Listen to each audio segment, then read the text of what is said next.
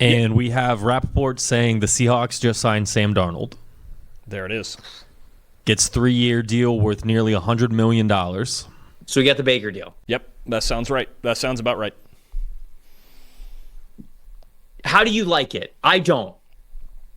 But look, if Geno, like the person in the chat was saying earlier, if Geno Smith said that he was not going to negotiate with the Seahawks, perhaps your hands were tied. There was nothing you could do about it.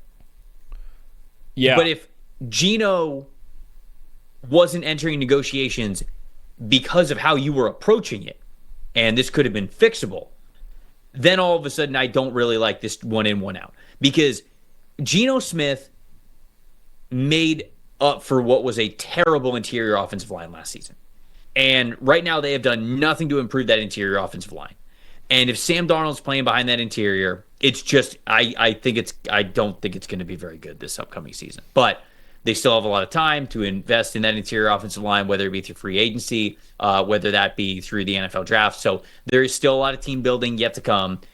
In a vacuum, I don't like the Geno Smith for Sam Darnold trade out, but Sam going to the Seahawks. What do you think here? Okay, yeah, in a vacuum, obviously, I think it's a slight downgrade. And we have to remember, despite the way things ended, Darnold played really well this past season, right? And now it was a better situation in Minnesota. You have Justin Jefferson. Certainly, I'm sure Darnold would have liked this signing more himself if he still had DK Metcalf, but that's a whole nother story. The big thing to remember here is two things. One, if Geno was looking for the $47 to $50 million range, and they pivoted and got Darnold for, I think what's being reported at roughly $37 a year. I think the contract maxes out around $110 million.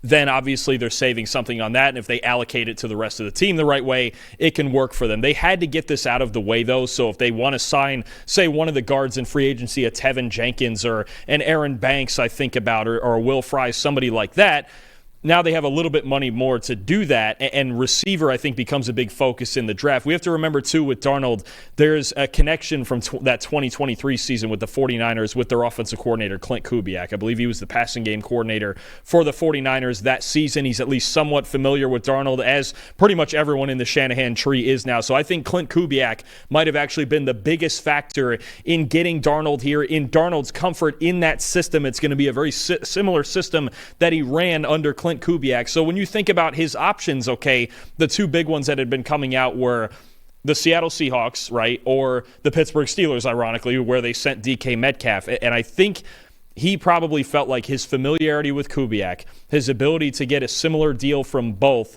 and the comfort in that offense played a factor in it. Now, I really think, especially the re-signed Ernest Jones in free agency, right, their two big focuses now have to be interior offensive line, which I think can be addressed in free agency, especially the right guard spot, or if they want to do both guard spots and get rid of Lake and Tomlinson, plus finding anything on the outside at receiver, right? And you're talking about a team, they just got the 52nd pick back from Pittsburgh. That's a premium pick to get a receiver. There's a lot of depth in this receiver class. Again, 18, there have been some mock drafts where a Teteroa McMillan's been falling that far, which I'm not a huge fan of, but that would be a dream scenario for Seattle if they ever got a guy like that, a direct kind of X-receiver replacement for Metcalf to go along with Smith and Jigba in the slot. So there are scenarios where this can work.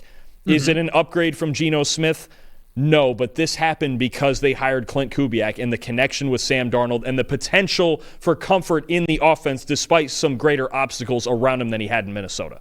And I think that that's a really good call, and that's really good context. And I'll pump the brakes on sort of my skepticism that I talked about at the top, because I think I'm being too much of a Geno defender when I look at the Sam Darnold move and think as negatively or skeptically as I do about it. I think Sam Darnold played really well last year, but you do look at a team that, okay, you're going from an offense that had legit receiving weapons basically everywhere. You had Justin Jefferson, you had Jordan Addison, you had Jalen Naylor, you had TJ Hawkinson, you had Aaron Jones, you had a really good offensive line, you had a really great play caller. Now you're going over to Seattle, in which you have familiarity with a play caller, who I like in Clint Kubiak, I really do. You just moved on from DK Metcalf. You moved on from Tyler Lockett. You basically just have Jackson Smith and Jigba. You've got Noah Fant, but that's not a TJ Hawkinson type. You have decent options out of the backfield with Kenneth Walker and Zach Charbonnet, so I like those guys. But you have a much worse interior offensive line and much worse just, I think, offensive line chemistry in general. So the work is still yet to be done, in my opinion, for the Seahawks. And maybe you think it's sort of a 2-year thing to get really exactly where you need to go. I'm totally okay with that. But it's just I'm just shocked how we got here with the Seahawks, given what Geno Smith was to that team. And maybe it is simply a money in, money out. Hey, we're getting Sam Darnold for $10 million a year less than we would have had to pay Geno Smith. And maybe that's just all it is. And that's sort of a bottom line there. Well, and real quick, go ahead. Real quick there to keep in mind, not only is it money in, money out, but there is an age in, age out thing too. When you talk about Geno Smith, for as good as he's been, is going to be 35 in October. Sam Darnold will be 28 in June. So a lot of GMs, I'm sure that you talk to, if you go, hey, we got a quarterback that's over 20% less expensive and 7 years younger. Maybe, obviously, production for production, not necessarily a win, but we also still have to look at Darnold's production in totality last season, knowing what he can do and the fact that he's still only going to be 28 years old. Yeah, look, I will gladly be wrong here if Sam Darnold plays as well as he did last year for a new team. I love when the league is ripe with great quarterback play all around. But that was 1 year with Darnold as opposed to a much bigger sample size of him struggling. So that is my skepticism with that. It was in a very, very quarterback-friendly offensive system, and we even saw how it sort of kind of crumbled down the stretch in those last 2 games. So I think that it is well within the realm of possibility that he could succeed. I do really like the connection with him and Clint Kubiak. I'm just a little bit more skeptical about this one.